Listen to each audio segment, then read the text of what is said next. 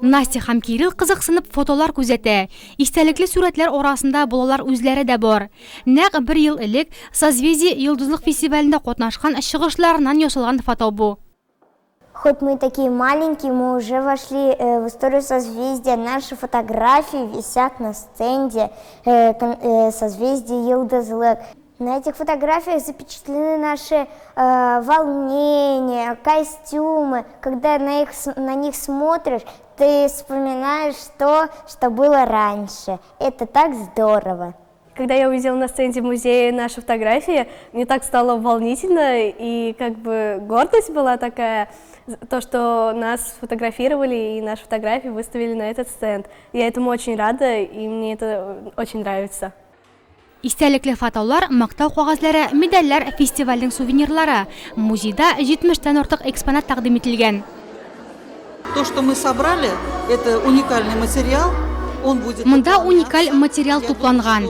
Һәм ул фестивальдә чыгыш ясаган номинантлар, җиңүчеләр һәм барлык катнашучыларның фотолары белән тулыланачак.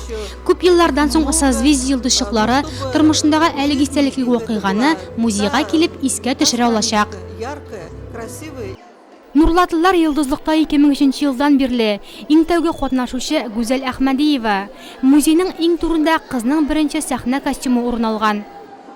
Минтимир Шарипович, когда мы встречались полтора года назад в мае, Ел ярым элек Минтимир Шарипович белән очрашкач, Созвездиенең музее кирәк дигән иде ул. Ә бүген Нурлатта әлеге музейның башлангычын күреп, без шатландык һәм шаккаттык. Монда беренче катнашучыларның костюмнарына кадәр бар хәтта.